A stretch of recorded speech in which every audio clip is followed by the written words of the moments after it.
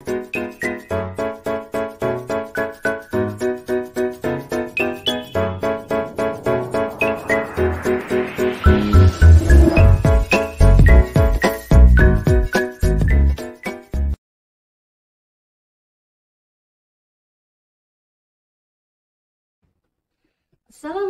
warahmatullahi wabarakatuh. Waalaikumsalam warahmatullahi wabarakatuh. Bagaimana kabarnya hari ini kawan pajak semua? Semoga semuanya dalam keadaan sehat walafiat. Jumpa lagi bersama kita di acara Ngerujak, Ngerumpi Pajak KPP Wajib Pajak Besar 4. Kalau kita ngomongin tentang rujak nih, yang terbayang pertama kali biasanya adalah buah-buahan yang segar dan menyegarkan, didampingi dengan sambal gula yang manis, kadang dicampuri juga dengan kacang biar lebih gurih, dan juga ada sambal yang asin-asin. Nah, untuk ngerujak kali ini, pastinya kita juga akan memberikan sesuatu yang masih fresh dan menyegarkan bagi kawan pajak semua. Nah, pada kesempatan kali ini, kita akan mengupas mengenai Peraturan Direktur Jenderal Pajak Nomor 3 Tahun 2022, yaitu mengenai faktur pajak. Khususnya pada saat ini kita akan membahas mengenai faktur pajak gabungan. Nah, bagi kawan pajak yang sudah dikukuhkan atau ditetapkan sebagai pengusaha kena pajak atau PKP, pastinya sudah mengetahui beberapa perubahan yang terjadi di Per 03 ini tentang pembuatan faktur pajak. Nah, seperti biasanya, saya akan ditemani oleh dua orang narasumber yang ganteng-ganteng dan luar biasa. Ada Mas Anjar dan Mas Yuga. Mas Anjar, Mas Yuga, ini adalah pertama kali kita tampil di podcast, Mas. Iya, Mbak, betul. Oke, nah karena ini adalah momen perdana kita tampil di podcast, maka saya persilahkan Mas Anjar dan Mas Yuga untuk memperkenalkan sendiri terlebih dahulu kepada pemirsa sambil menyapa kawan pajak yang ada di sana. Silakan Mas Anjar lebih dulu. Ya, Assalamualaikum warahmatullahi wabarakatuh. Waalaikumsalam warahmatullahi wabarakatuh. Hai kawan pajak, nama saya Anjar Sukresno. Di sebelah saya Yuga Nugraha. Oke. Baik, mereka adalah rekan-rekan saya yang selalu setia mendampingi saya di setiap acara penyuluhan, di live maupun podcast pada kali ini. Nah, ngomong-ngomong tentang Per 03 ini kan aturan yang baru ya Mas ya, baru dirilis tanggal 31 Maret 2022. Nah, ini masih hitungannya masih fresh ya. Nah, di sini juga mengatur mengenai adanya faktur pajak gabungan. Ya. Biasanya nih wajib pajak kalau misalnya ada penyerahan barang, penjualan barang, atau dia menerima pembayaran dari pembeli, mereka kan biasanya langsung bikin faktur pajak pada saat itu ya. Betul. Nah, ternyata ini juga ada istilahnya faktur pajak gabungan. Nah, mungkin Mas Yuga nih bisa menceritakan ke kawan pajak yang di sana, apa sih sebenarnya faktur pajak gabungan itu, Mas? Nah, itu Mas juga silakan. Baik, Mbak Novi, terima kasih atas pertanyaannya ya. Iya. Jadi intinya untuk faktur pajak gabungan ini itu adalah sebuah sebuah konsep dari Ditjen Pajak atau dari DJP untuk menyederhanakan transaksi yang dilakukan oleh wajib pajak gitu. Yang tadi yang dikatakan oleh Mbak Novi kan konsep umumnya kan setiap ada penyerahan baik itu penyerahan barang ataupun jasa, maka wajib pajak membuat satu faktur pajak ya. Iya, betul. Satu penyerahan, satu faktur pajak. Nah, ini dimungkinkan wajib pajak bisa membuat satu faktur pajak gabungan untuk beberapa penyerahan, gitu. Dimungkinkan seperti itu. Nah, tapi nanti diatur dalam ketentuan di Per 03 ini mana yang boleh, mana yang tidak boleh. Maksudnya ya nggak semua penyerahan itu bisa dijadikan dalam satu faktur ya. Nah, tapi diatur kemudian nanti harus penyerahan yang atas penyerahan kepada wajib pajak yang sama dengan kode pajak yang sama juga gitu. Jadi nggak bebas begitu saja gitu. Nah, nanti dibuatnya bisa di akhir bulan seperti itu Mbak Novi. Kurang lebih seperti itu ya sederhananya ya. Oke, siap. Lalu gimana nih Mungkin belum ada gambaran yang pasti ya kawan pajak seperti apa sih faktur pajak gabungan itu kalau hanya dari penjelasan definisinya saja. Yap. Nah mungkin Mas Yuda juga bisa sedikit menceritakan gimana sih cara membuat faktur pajak gabungan ini sesuai dengan Per 03 tahun 2022 ini Mas. Jadi gini, cara pembuatannya secara umum sama ya dengan pembuatan faktur yang lain yang sebagaimana kita ketahui bersama ya. Yang tadi yang membedakannya hanya ini bisa dibuat atas beberapa penyerahan barang ataupun jasa untuk wajib pajak yang sama dengan kode pajak yang sama juga. Nah, misalnya wajib PTA lah, PTA dia melakukan penyerahan kepada PTB. PTB penyerahannya dari tanggal 1, tanggal 5, tanggal 15, tanggal 20. Ini ada 4 tanggal ya dalam satu bulan. Nah, itu misalnya untuk barang yang sama. Dengan untuk barang yang sama atau untuk penyerahan jasa yang sama ya. Contoh deh menyerahkan unit televisi gitu. Nah, ya misalnya penyerahan unit televisi sama kan ya televisi ya. Nah, jadi nanti nama barangnya sama kan di input merek televisinya apa, lalu detail barangnya seperti apa. Dibuat. Nah, tadi kan ada tanggal 1, tanggal 5 ya.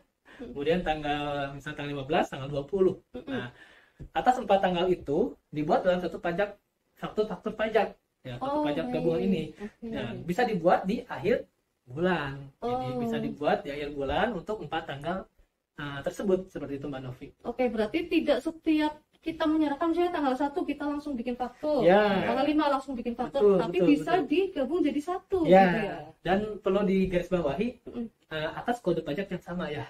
Oh, baik. Jadi tidak bisa misalnya 01 dan 08, 01 dan 02 misalnya, itu nggak bisa. Kalau BKP-nya atau barangnya sendiri bisa beda kan ya, tanggal 1 jualnya tadi TV, iya. Tanggal 2-nya jualnya radio, kan lagi. masih bisa digabung juga. Iya, betul. Baik. Tapi kalau ini gimana Mas juga, misalnya ada pembayaran uang muka lah, uang mukanya tanggal 1, barangnya dikirim tanggal 10, kan bisa digabung tuh jadi faktur pajak gabungan karena penyerahannya ke wajib pajak yang sama. Nanti berarti DPP-nya salah satu saja ya atau digabung? Karena itu penyerahan yang sama sebenarnya. DPP-nya pakai yang terakhir ya? Pakai yang terakhir. Yang terakhir ya. Iya, langsung yang terakhir ya. Iya. Oke, baik. Jadi bisa dibikin faktur pajak sepanjang nanti kode fakturnya harus sama ya. Betul. Oke, berarti tujuannya ke misalnya satu pembeli yang sama juga. Betul, ya. Jadi ya itulah sangat ini sebagai sarana untuk menyederhanakan sekaligus mempermudahnya wajib pajak ya. Berarti kalau yang dulu itu Mbak, sebelumnya nggak ada diatur kalau kode transaksinya yang beda, bisa pakai faktur pajak gabungan, dulu nggak seperti itu. Diatur lebih detail di sini karena 3 ini. Oke. Berarti intinya faktur pajak gabungan ini adalah membantu wajib pajak supaya tidak selalu membuat faktur pajak atas transaksi yang sama ke pembeli yang sama. Jadi mudah ya administrasinya. Jadi memudahkan. Jadi mungkin kawan pajak bisa membuat atas transaksi yang sama tersebut, kawan pajak bisa membuat hanya satu faktur pajak saja di akhir bulan penyerahan itu ya. Betul sekali. Oke, siap. Terima kasih Mas atas penjelasannya. Kemudian nih, mungkin kita beralih ke Mas Anjar. Mungkin Mas Anjar bisa menceritakan nih ke kawan pajak semua. Nah, untuk tadi mungkin Mas juga sedikit mengulas tentang untuk tidak semua transaksi bisa dibuatkan faktur pajak gabungan. Nah, ini transaksi seperti apa sih yang nggak bisa kita buatkan faktur pajak gabungan, Mas? Iya, ada pengecualiannya juga ya. Tadi Mas juga udah syarat-syaratnya seperti ini, tapi ternyata diatur juga di Per 03 kalau misalnya faktur pajak gabungan itu ada pengecualiannya, yaitu tidak dapat dibuat kalau penyerahannya ke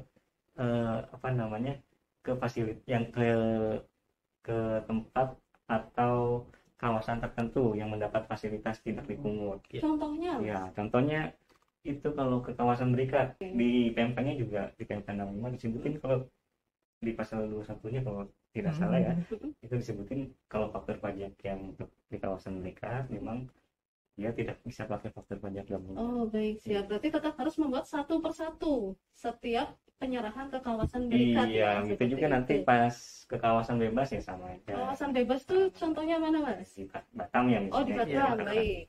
Kawasan bebas itu juga kan ada PMK-nya sendiri, PMK 173. Di situ juga ada caranya khusus untuk pembuatan faktur pajaknya. Pas kalau di e-faktur juga ada ininya Mas juga ya. Kalau ke kawasan berikat ada harus nyantumin AS code-nya. Iya, semacam itu. Terus ada dokumen SPPB ya kalau iya. di kawasan Oh, berikat ya. Iya, jadi kalau surat pemberitahuan pemasukan barang ya. Itu iya. kan nggak mungkin kalau nggak bertransaksi nggak bisa juga. Iya, betul. Digabung. Jadi Iya.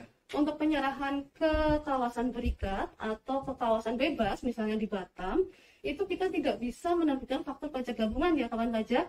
Jadi mau tidak mau, meskipun ada fasilitas faktur pajak gabungan, namun untuk penyerahan misalnya di kawasan berikat atau kawasan bebas, kawan pajak tetap wajib membuat faktur pajak satu persatu di setiap penyerahan. Karena sudah ada ketentuan tersendiri yang mengatur hal tersebut. Begitu ya kira-kira Mas Anjel? Iya, dan di e-fakturnya tadi sudah dikunci. Oh, baik. Dan di aplikasi e-fakturnya, Iya. iya, secara sistemnya juga ternyata sudah dikunci. Iya. Karena harus mengupload dokumen SPPB tersebut ya. SPPB atau PPJPJ ya kalau buat yang Oh iya, kawasan bebas. PPBJ, betul. Nah, ini kita ke Mas Anjal lagi nih. Nah, kalau membuat faktur pajak itu kan ada banyak sekali isian yang harus diisi oleh kawan pajak pada saat mau menerbitkan faktur pajak nih. Di sini ada pengisian identitas penjual nih. Ya, secara ketentuan sih kalau pengisian keterangannya itu masih sama ya. Secara di pasal 13 ayat 5 Undang-Undang PPN itu udah disebutin, terus di PP 9 tahun 2021 di pasal 9A-nya itu sama persis di PR03. Cuman di PR03 ini diatur lebih rinci lah, lebih khusus lagi, terutama tadi yang identitas pembeli ya, itu misalnya disebutin di situ kalau nama, alamat, NPWP ya itu harus diisi. Kalau misalnya wajib pajaknya badan atau instansi pemerintah, dan juga ya kalau orang pribadi tentu bisa NPWP atau NIK ya sekarang ya bisa.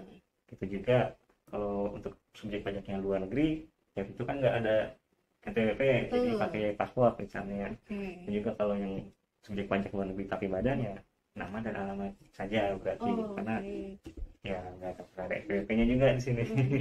Kalau yang lain kayak jenis pajak, kayak misalnya nama yang menyerahkan itu pasti harus terus ada ya, harus ada jumlah PPN-nya dan PPNBM misalnya itu harus ada juga. Terus kemudian juga ada nama dan tanda tangan faktur pajaknya siapa itu harus ada.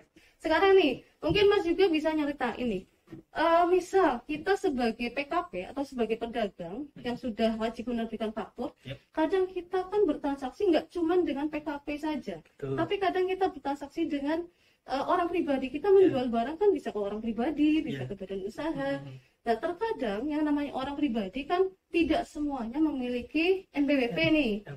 Nah, kalau seperti ini, apa yang harus dilakukan kita sebagai PKP atau kawan pajak sebagai PKP ketika bertransaksi dengan orang pribadi yang tidak punya NPWP? Jadi apa yang harus dilakukan, apa yang harus dicantumkan?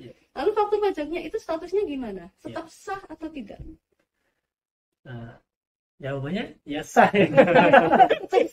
Sah ya, jawab sah. Jadi ya tidak masalah ya ketika misalnya PKP bertransaksi dengan non NPWP misalnya ya, itu tidak masalah. Jadi secara aturan pun menurut PP 9 tahun 2021 itu pada dasarnya NIK atau nomor paspor itu disamakan kedudukannya dengan NPWP yang jelas sekali itu. Jadi ya tidak ada masalah, tidak perlu khawatir nanti misalnya faktur masukannya jadi tidak bisa dikreditkan atau bagaimana. Itu secara sistem pun nanti secara sistem e-faktur itu diterima ya, diterima. Jadi tidak masalah. Kalau misalnya tidak ada NPWP misalnya tidak masalah. Tapi harus ada nicknya berarti ya. Nah, tapi harus ada nicknya, jangan jadi alasan lagi misalnya nggak ada nicknya, nggak ada nomor paspornya, mau ditanyakan lagi gitu. Bagaimana? Ya nggak bisa. Kalau nggak ada agak susah, nggak bisa. Jadi udah kita fasilitasi lah ya, fasilitasi bahwa kalau misalnya bertransaksi dengan non PKP dengan non NPWP ataupun dengan menggunakan NIK atau nomor paspor, maka tidak ada masalah. Jadi fakturnya sah, bisa dikreditkan dan sebagainya, Mbak. Oke, berarti kawan pajak tidak perlu khawatir, tidak perlu membatasi diri dalam menerbitkan faktur pajak atau ketika melakukan penyerahan kepada pembeli.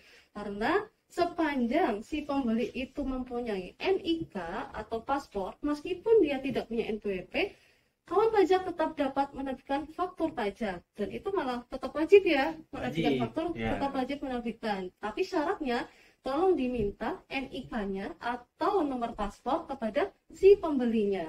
Atau mungkin ditanyakan dulu kali ya kalau mau ini ya. Punya NIK, ada NIK kan Pak? Ada nomor paspor kan? Iya, jangan ditanyakan di belakang. Iya, nanti betul, pastikan udah dulu. terjadi transaksi baru ditanyakan itu nanti nanti malah merepotkan sendiri ya Mas ya. Repot sendiri. Jadi pastikan dulu kawan pajak untuk menerbitkan faktur kepada pembeli yang tidak ber-NPWP, tanyakan dulu NIK-nya, tanyakan dulu paspornya, supaya kawan pajak juga nanti tidak ribet di belakang dalam menerbitkan faktur. Iya, kalau badan tapi harus tetap ada NPWP-nya ya. Betul, lagi ya. wajib ber-NPWP. Oke, siap Mas.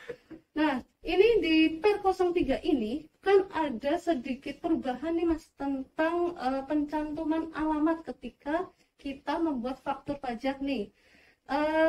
Mungkin Mas Anjar bisa menceritakan nih ke kawan pajak, perubahan alamatnya seperti apa sih pencantuman alamat yang sekarang diatur di Per 03 ini, Mas?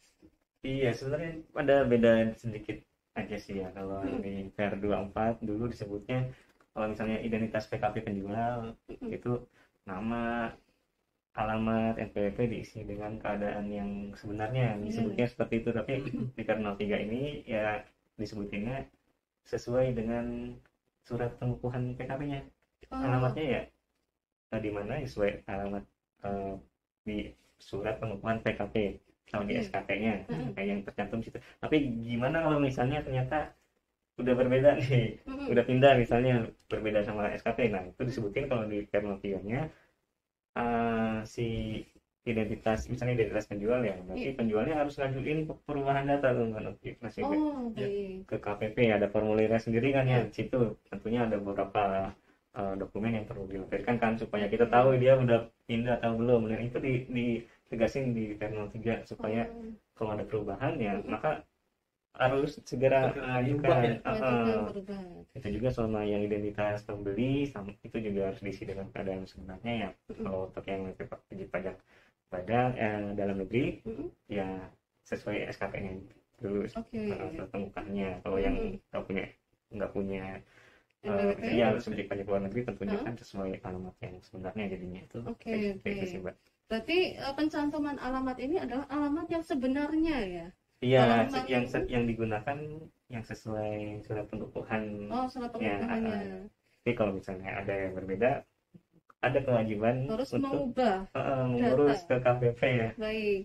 Lewat biasanya sekarang lewat email juga bisa kan ya? Sekarang lewat email juga bisa. Nggak harus datang ke KPP. Ya. Nah, selain pengisian alamat, pastinya juga ada banyak isian-isian lain nih.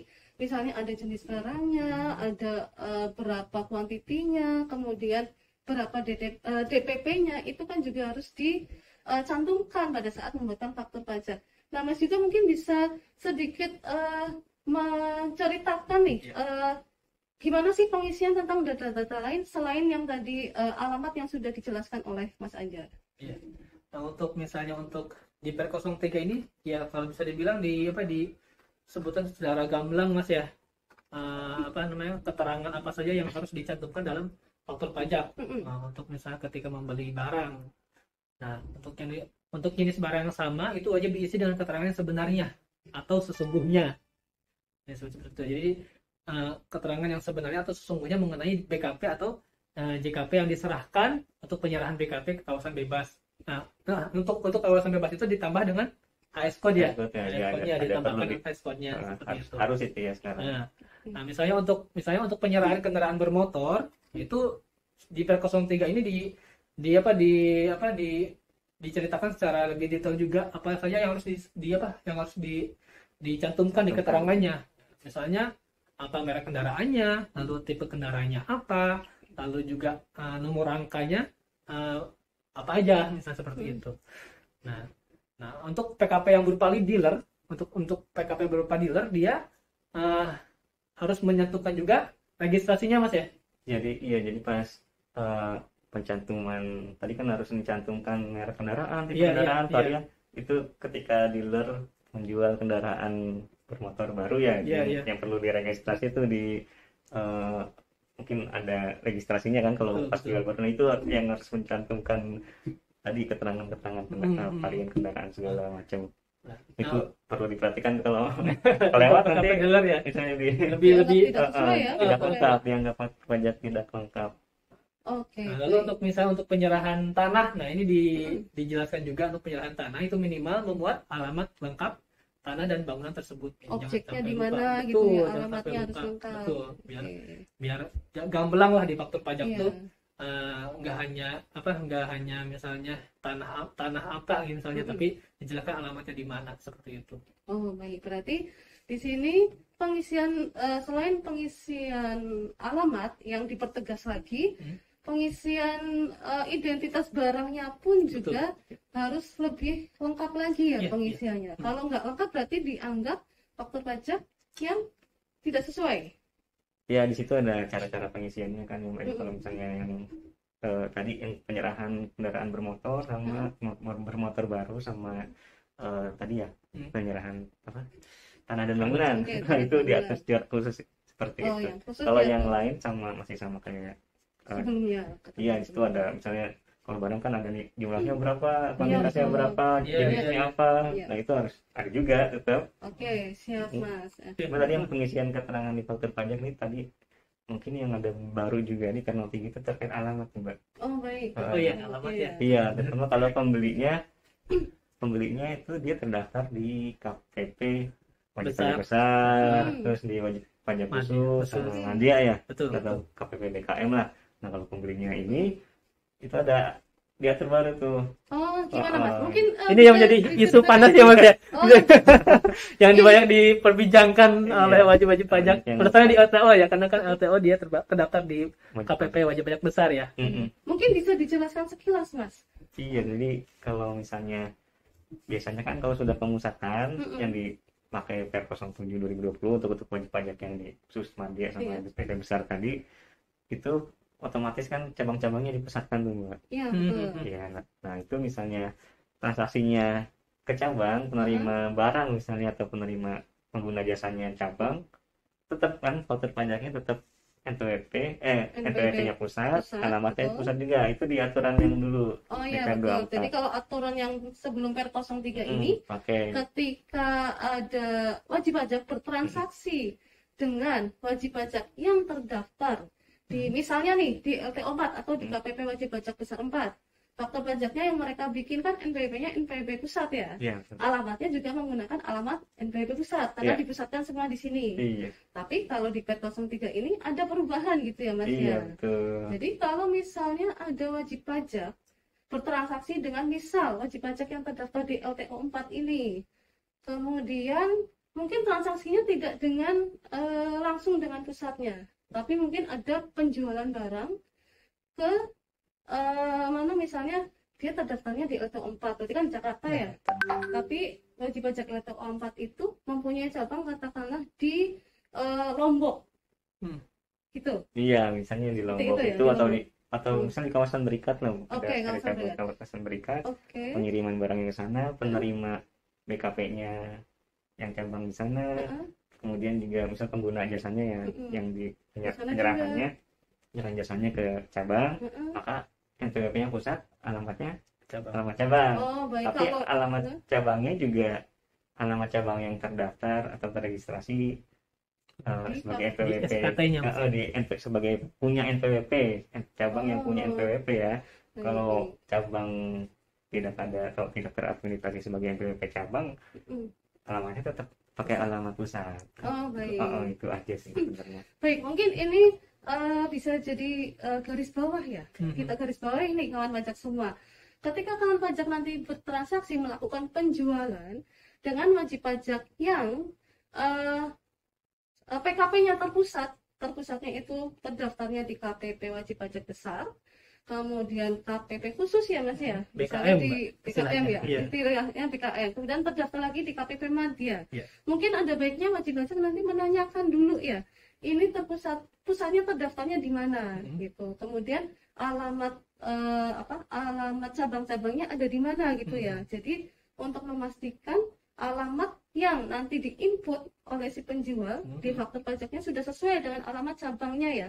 Dan cabangnya itu juga sudah terregistrasi. Ya, untuk cabang yang sudah NPWP-nya ya. punya NPWP. Baik.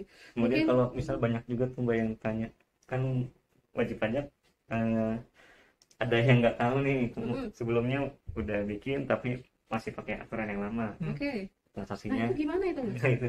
Ya, baiknya sih itu dilakukan faktur pajak pengganti ya. Masih bisa dirubah alamatnya kalau penerima barangnya atau pengguna jasanya memang NPWP cabang. Oke. Jadi kalau misalnya kawan pajak ini sudah terlanjur membuat faktur pajak, nama NPWP-nya NPWP pusat, alamatnya alamat pusat, itu kan sudah tidak sesuai lagi dengan ketentuan PER 03. Nah, silakan kawan pajak dapat melakukan atau membuat faktur pajak pengganti untuk mengganti alamat sesuai dengan alamat di mana barang itu diserahkan gitu ya. Iya, jadi TKP penjualnya dia buat faktur pajak pengganti. Oke, baik. Nah, dan satu lagi mungkin Mbak Novi, catatan buat penjual ya, yang dimana dia kan membuat faktur pajaknya ya. Ini juga menjadi isu besar lah di kalangan wajib pajak.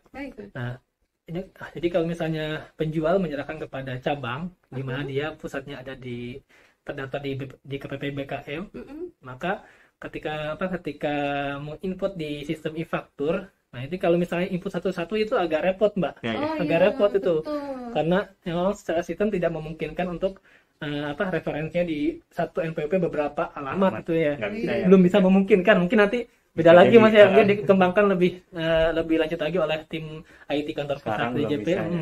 Nah sekarang solusinya dari kita ya, nanti wajib pajak atau penjual tersebut melakukan impor file ya. Jadi file melakukan impor data dengan dari CSV kita sebut ya, CSV. Jadi satu NPWP itu bisa beberapa alamat. Jadi sistem dia menerima seperti itu Mbak. Asal diimport ya. Oke, berarti membuat faktur pajaknya jika memang misal mereka bertransaksi dengan satu wajib pajak, tapi dia beberapa cabang gitu ya. Wajib pajak di LTO 4 tapi penyerahannya di beberapa cabangnya. Berarti tidak melakukan input manual satu persatu ya, tapi melalui mekanisme impor.